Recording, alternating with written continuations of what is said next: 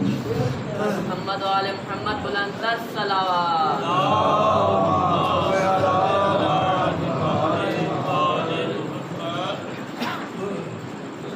مجلس کی قبولیت کے لیے سلام پڑھ لیجیے.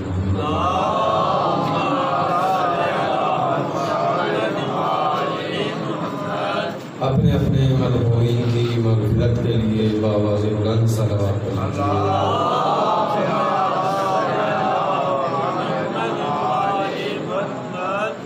اپنے مولا و آقا کی سلامتی اور آمد کے لیے بآواز بلند صلوات پڑھ لیجیے.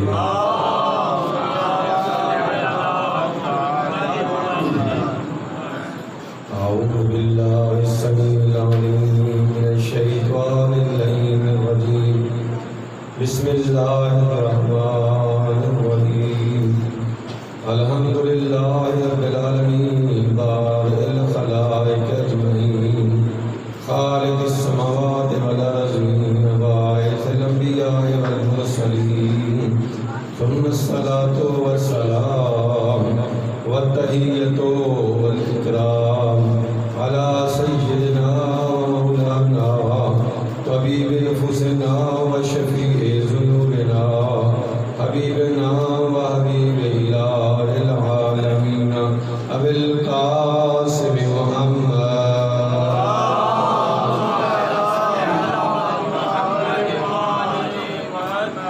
وآلہ الطیبین الطاہرین المعصومین الذین اذهب اللہ عنہم الرجس وطہرہم تطہیرا.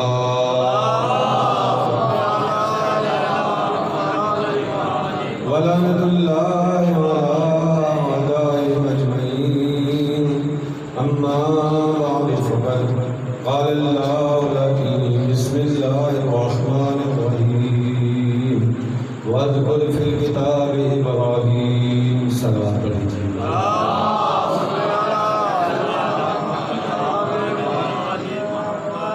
صلوات کو زحمت نہیں عبادت سمجھ کے باوجود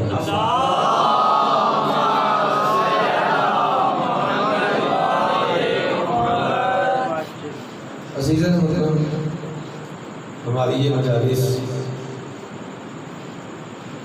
اور ہماری یہ محافل، ہمارے جلوس ہے عزا، یہ اسی جلوس اور اسی عزاداری کا تسلسل ہے جس کی بنیاد حضرت زینب کبریٰ سلام اللہ علیہا نے کی. آج اگر ہم یہاں پہ بیٹھے ہیں تو یہ اس بیوی کی دعا کا اثر ہے. یہ کوئی خطیبانہ جملہ نہیں عزیزان محترم جو آپ کی خدمت میں عرض کر رہا ہوں، بلکہ یہ وہ حقیقت ہے کہ جب ان اسیروں کو، خواتین کو، مردوں کو، خانوادہ رسالت کو، ان نفوس قدسیہ کو پابند رسن کر کے یزید کے دربار میں لے جایا گیا تو اس وقت بیوی نے ایک جملہ کہا تھا یزید کے دربار میں کہ اے یزید، یہ وقت جو ہے یہ کیسا آ گیا ہے کہ مجھے تجھ جیسے سے گفتگو کرنی پڑ رہی ہے. وگرنہ علی کی بیٹی کی یہ شان نہیں تجھ جیسے سے مخاطب ہو. یہ وقت آ گیا ہے کہ تجھ جیسے سے مخاطب ہو. اور پھر اس کے بعد بیوی نے ایک جملہ کہا ہے، یا یزید قد قیدکا وسعا سعیکا واللہ لا تمحو ذکرنا ولا تمیت وحینا. کہ یزید یہ سارا کام کر کے تیری کوشش یہی تھی کہ دین کے پیغام کو روک دے، وحی الہی کا جو سلسلہ تھا اس کو ختم کر دے، پیغام وحی کو منقطع کر دے. تو یہ چاہتا تھا کہ خانوادہ رسالت کہ جو پیغام ہے اس کو ختم کر دے، لیکن خدا کی قسم ابھی بھی فرماتی ہے، علی کی بیٹی اس دربار میں کھڑے ہو کے تجھ سے مخاطب ہو کے کہہ رہی ہے، اے یزید جتنی کوشش ہو سکتی ہے کر لے، جتنی تیری فوجیں ہیں ان کو میدان میں لے جا، جتنی تیری سلطنت ہے، جتنی تیری ملکیت ہے، جتنے تیرے لوگ ہیں ان سب کو لے آ، کوشش کر لے، اپنی پوری کوشش کر لے، وَاسْعَى سَعْيَكَ وَجُهْدَكَ، جو کچھ تجھ سے ہو سکتا ہے کر لے۔ علی کی بیٹی تیرے دربار میں کھڑے ہو کے تجھ سے یہ وعدہ کر کے جا رہی ہے، لا تمحو ذکرنا ولا تمیت وحینا، نہ تو ہماری وحی کو مٹا سکتا ہے، نہ قیامت تک کے لیے ہمارے ذکر کو ختم کر سکتا ہے۔ اگر آج آپ جہاں پہ بیٹھے ہیں یہ بنت رسول کی دعا کا اثر ہے، یہ اس دعا کا اثر ہے۔ عزیزان محترم، لوگوں نے اکیلا سمجھ کے، مجبور عورت سمجھ کے لے گئے، لیکن اس بیوی نے اپنے خطبوں کے ذریعے سے یزیدیت کی دیواروں کو ہلا کے رکھ دیا، یزیدیت کی سلطنت کو ختم کر کے رکھ دیا۔ اب اندازہ کریں گے 40 سال اسی شام کی سرزمین پہ، کتنے؟ 40 سال، 20 ہجری سے تقریباً 40 سال یہ بنی امیہ کی حکومت رہی ہے، اور انہوں نے خانوادہ رسول کے کسی فرد کو دیکھا بھی نہیں، کسی فرد کو دیکھا بھی نہیں ہے، ان کے سامنے جو کچھ ہے وہ یہی بنے گا، جس اسلام کو پیش کیا انہوں نے اسی کو اسلام سمجھا ہوگا۔ ان حالات میں کہ خود اندازہ کریں کہ جب جنگ صفین ہو رہی تھی، اب ان لوگوں کے کیا حالات تھے، کیسی ان لوگوں کی تربیت کی گئی تھی، تب آپ کو بی بی کے اس جملے کا اندازہ ہوگا، بی بی کی اس محنت کا اندازہ ہوگا کہ وہ نوجوان شام کے لشکر سے نکل کے آتا ہے اور آ کے للکارتا ہے، این علی ابن ابی طالب، علی ابن ابی طالب کو یہاں پہ لے کے آؤ، میں مرد میدان ہوں، مجھ سے لڑنے کے لیے علی کو نکالو، گستاخی کے ساتھ۔ مولا کے اصحاب نے دیکھ لیا کہ اس نوجوان کے ذہن کو برگلایا گیا ہے، برین واش کیا گیا ہے، 17 سال کا نوجوان ہے۔ اصحاب نے کہا مسئلہ کیا ہے، کیوں علی سے جنگ کرنا چاہتا ہے؟ شام کی صورتحال آپ کو بتانا چاہتا ہوں، وہ حالات کہتے ہیں کیسی ان لوگوں کی تربیت کی گئی تھی۔ تو وہ آ کے کہنے لگا کہ مجھ تک یہ خبر پہنچی ہے کہ تمہارا جو سردار ہے وہ نماز نہیں پڑھتا،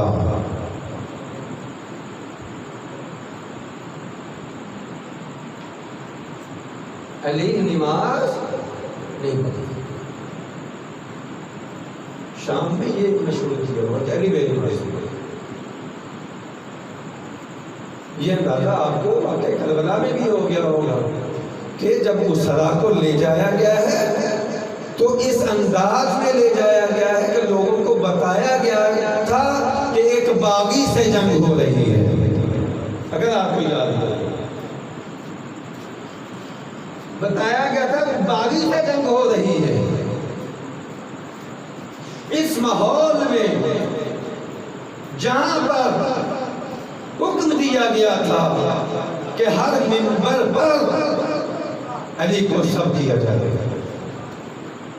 اور ایک مرتبہ حضرت ابن عباس نے بیدار ہو کے یہ جملہ سنیے گا، یہ حدیث پیغمبر سنیے گا۔ حضرت ابن عباس بدل رہے ہیں کہیں سے، تو نابینا ہو چکے تھے، آخر بڑے عمر کیا دیکھا کہ کانوں میں آواز پہنچی کوئی علی کو گالیاں دے رہا ہے، سب کر رہا ہے، تو فوراً جس نے آپ کا ہاتھ تھاما ہوا تھا، جو آپ کا رہنما تھا، آپ نے فرمایا مجھے ان کے پاس لے چلے، ان کے پاس چلے تو ایک جملہ پوچھا، سوال کیا، من الصاب منکم للہ، ذرا بتاؤ تم میں سے کس نے اللہ کو گالی دی ہے؟ وہ کہنے لگے کہ ہم میں سے تو کوئی کسی نے اللہ کو گالی نہیں دی، اور اللہ کو گالی دی بھی نہیں جا سکتا۔ فرمایا من الصاب لرسول اللہ، تو پھر یہ بتاؤ اللہ کے رسول کو گالی کس نے دی ہے؟ سب کس نے کیا ہے؟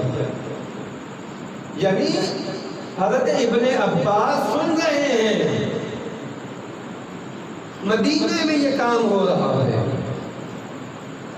پھر حضرت ابن عباس نے کہا من الصحابہ علی ابن ابی طالب، ہاں بتاؤ علی ابن ابی طالب کو کس نے سب کیا ہے؟ کہنے لگے ہاں ان کو ہم نے سب کیا ہے، انکار نہیں کیا، ہاں ہم ان کو سب کر رہے ہیں، یہ حالات بنا دیے گئے تھے۔ تو حضرت ابن عباس ایک مرتبہ جملہ ارشاد فرماتے ہیں، سمیت رسول اللہ، میں نے اللہ کے رسول کو انہی کانوں سے فرماتے ہوئے سنا، من صاب علی فقد صابنی ومن صابنی فقد صاب اللہ ومن صاب اللہ فقد علی اللہ۔ ایک مرتبہ حضرت ابن عباس فرماتے ہیں کہ میں نے انہی کانوں سے سنا کہ اللہ کے رسول فرما رہے ہیں کہ جس نے بھی علی کو سب کیا اس نے علی کو سب نہیں کیا، اس نے مجھ رسول کو سب کیا، اور جس نے مجھ رسول کو سب کیا اس نے اللہ کو سب کیا، اور جس نے اللہ کو سب کیا یعنی اللہ کو برا بھلا کہا تو اس کا ٹھکانہ جہنم ہے۔ بر دشمن علی ابن ابی طالب بے شمار لعنت۔ یہ حالات بنا دیے گئے تھے، ان حالات میں ان اسیروں کو لے جایا گیا ہے، شہر کو سجایا گیا ہے، باقاعدہ سجایا گیا ہے۔ حالات یہ تھے کہ جو کربلا میں لگ رہے تھے، ایک قبیلے کا نمونہ آپ کو بتاتا ہوں کہ اس قبیلے کی عورتوں نے یہ نذر مانگی تھی، نذر جیسے ہم مانگتے ہیں کہ اگر ہمارا یہ کام ہو جائے تو انشاءاللہ ہم راہ خدا میں یہ کام کریں گے، روزہ رکھیں گے، یا اتنے پیسے دیں گے، یا کسی یتیم کی شادی کروا دیں گے، ایسے ہی انہوں نے نذر مانی ہے۔ آپ سن کے حیران ہو جائیں گے کہ اسلامی معاشرہ کہاں پہنچ چکا تھا۔ ان کی عورتوں نے نذر مانی تھی کہ ہمارے مرد جس جہاد پہ جا رہے ہیں اگر یہ اس باغی حسین کو قتل کر کے آ گئے تو ہم راہ خدا میں اتنا سونا خیرات کریں گے۔ حالات یہاں تک انہی حالات میں جب ان اسیروں کو شام لایا جاتا ہے، پابند رسن ہے امام زین العابدین، دروازے میں داخل کیا تو ایک بوڑھے نے دیکھا، جو اعلان کیا گیا تو اسی کے مطابق وہ آگے آیا، آگے آ کے کہتا ہے کہ اللہ نے اچھا کیا کہ تم لوگوں کو قتل کیا اور امیر کو فتح و نصرت عطا کی، یعنی یزید کو فتح و نصرت عطا کیا۔ امام زین العابدین نے ایک مرتبہ دیکھ لیا کہ اس کے ذہن کو بدلایا گیا، فوراً ایک جملہ فرما دیا، اقرأت القرآن، کیا تم نے قرآن پڑھا ہے؟ قرآن کی کبھی تلاوت کی ہے؟ کہتا ہاں قرأت القرآن، میں نے قرآن پڑھا ہے۔ فرمایا اچھا اگر قرآن پڑھا ہے تو مجھے یہ بتاؤ، قل لا اسألکم علیہ اجرا الا المودۃ فی القربى والی آیت بھی پڑھی ہے یا نہیں؟ کہا پڑھی ہے۔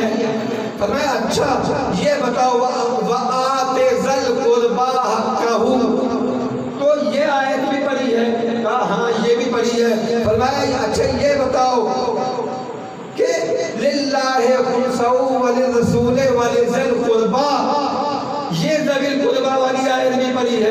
کہا ہاں پڑھی ہے۔ کہا بتاؤ یہ ذوی القربا کون ہے؟ کہتا نہیں معلوم۔ فرمایا وہ ذوی القربا ہم ہیں، وہ ذوی القربا رسول کے جو رشتہ دار ہم ہیں۔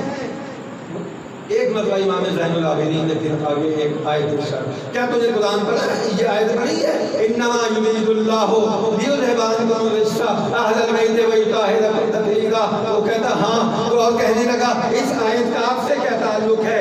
یہ اس آیت کا آپ سے کیا تعلق ہے؟ فرمایا خدا کی قسم ہم پیغمبر کی وہی اہل بیت ہیں۔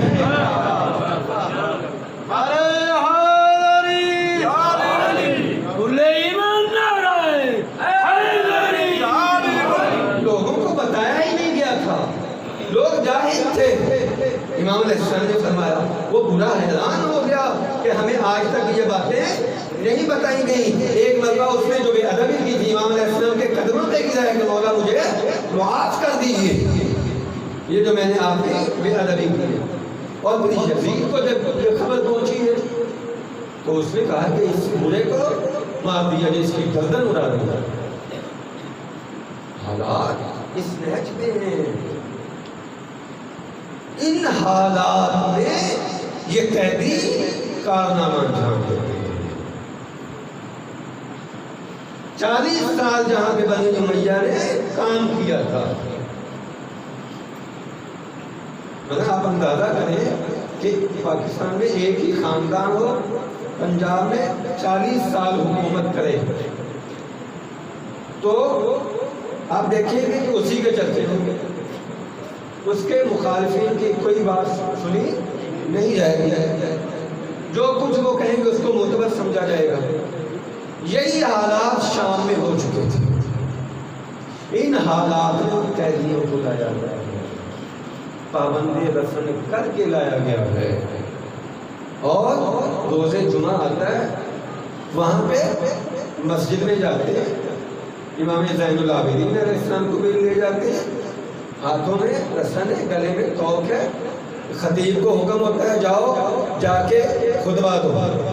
ایک خطیب جاتا ہے جا کے بنی امیہ کی جتنی ہو سکتی ہے صفت بیان کرتا ہے، ان کی مدح سزا کرتا ہے، اور مولا کائنات کو اور امام حسین علیہ السلام کو جتنا برا بھلا کہہ سکتا تھا اس نے کہا۔ جب کہہ چکا تو امام علیہ السلام نے ایک جملہ کہا، ایھا الخاطب، اے خطیب، اشتریت لذات المخلوق بسخط الخالق، تو نے کتنا برا سودا کیا کہ اللہ کی مخلوق کو راضی کر کے خالق کو ناراض کر لیا۔ مخلوق کو راضی کر رہے ہو، اللہ کو ناراض کر رہے ہو۔ پھر فرماتے ہیں یزید مجھے بھی ذرا وہاں پہ ان لکڑیوں پہ جانے کی اجازت نہیں دیتا۔ پتہ ہے وہ بیٹا جو ہے اس کا معاویہ ثانی، وہ کہتا بابا کیا بات ہے دے دیں۔ لوگ بھی اصرار کرتے کہ ایک قیدی ہے وہ آپ کو کیا کہہ دے گا۔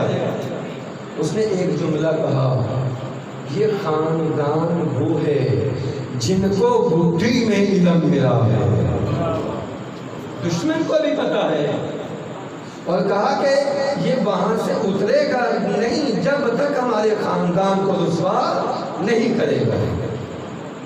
بہرحال اصرار پہ مولا گئے، حمد و ثنا الہی کو انجام دیا۔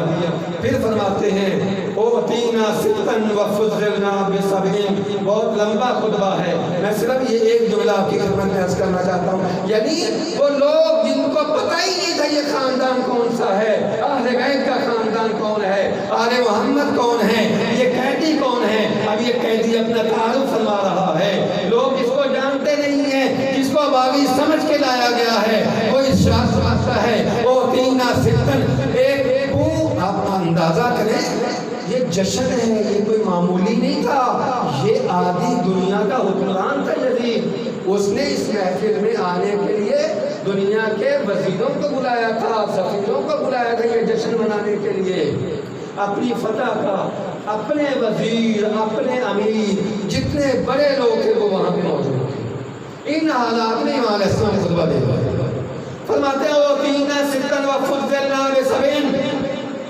ہم آل محمد کو 6 چیزیں عطا کی گئی ہیں اور 7 چیزوں کے ذریعے فضیلت بخشی گئی ہے۔ اوتینا العلم والحلم والسماحۃ والفصاحۃ والشجاعۃ والمحبۃ فی قلوب المؤمنین۔ اور لوگوں یاد رکھو ہم آل محمد وہ ہیں کہ اللہ نے ہماری 6 چیزیں لوگوں کو عطا کی ہیں، ہم کو عطا کی ہیں۔ لوگوں کے لیے سب سے پہلے جو چیز اللہ نے عطا کی ہے، علم ہمیں عطا کیا ہے، والعلم علم عطا کیا ہے، والسماحۃ اور سماحت عطا کی ہے۔ سماحت یہ کرم کو کہتے ہیں، جود کو کہتے ہیں۔ سماحت ایک شعر بھی ہے، یہ ہمارے نصاب میں بچے پڑھتے ہیں، ان میں لیس العطاء من الفضول سماحتن حتی تجود وما لدیک قلیل۔ انہوں نے سماحت کی تعریف کی ہے۔ سماحت کس کو کہتے ہیں؟ کہتے ہیں کہ جو تیرے پاس زائد چیز ہے اس کو رائے خدا میں خرچ کرنا یہ سرداری نہیں ہے۔ جو زائد تیرے پاس مال ہے تیری ضرورت سے اضافی، اس کو راہ خدا میں خرچ کرنا یہ سماحت نہیں ہے، یہ کرم نہیں ہے، یہ سخاوت نہیں ہے، یہ سرداری نہیں ہے۔ حتی تجود وما لدیک قلیل، یہاں تک کہ اگر تیرے پاس کم ہے اپنی ضرورتوں کو ختم کر کے راہ خدا میں دوسروں کی ضرورت کو پورا کرے، اس کو کریم کہتے ہیں، اس کو سماحت کہتے ہیں۔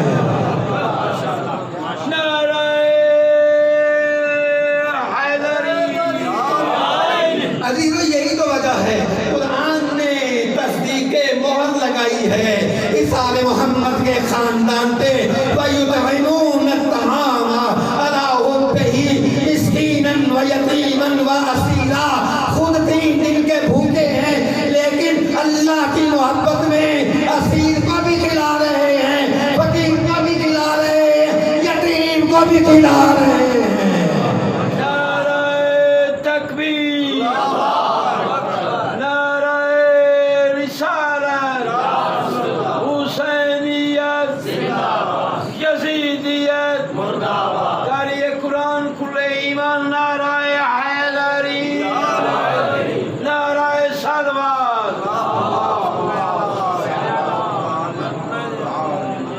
توجہ فرما دیں، میرا یہاں پہ بیٹھ کے آپ کے سامنے ان کے فضائل پڑھنے کی حیثیت نہیں ہے۔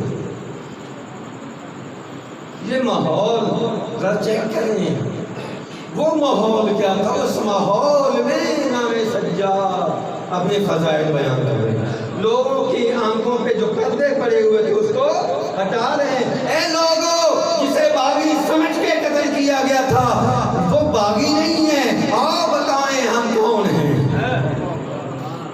سب سے پہلے ان کے کرتوت بیان کیے ہیں۔ فرماتے ہیں وفض، چوتھی 3 چیزیں، چوتھی والفصاحت، فصاحت ہمیں عطا کی ہے، فصاحت اور بلاغت ہمیں عطا کی ہے۔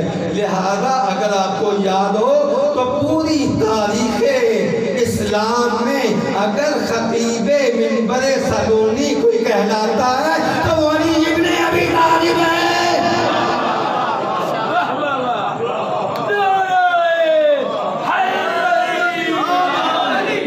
اس قدر فصاحت ہے، اس قدر فصاحت ہے۔ جب مولا کے کلمات کو جمع کیا تھا، توجہ کیجئے، جب مولا کے کلام کو جمع کیا گیا تو اس کا نام رکھا نہج البلاغہ۔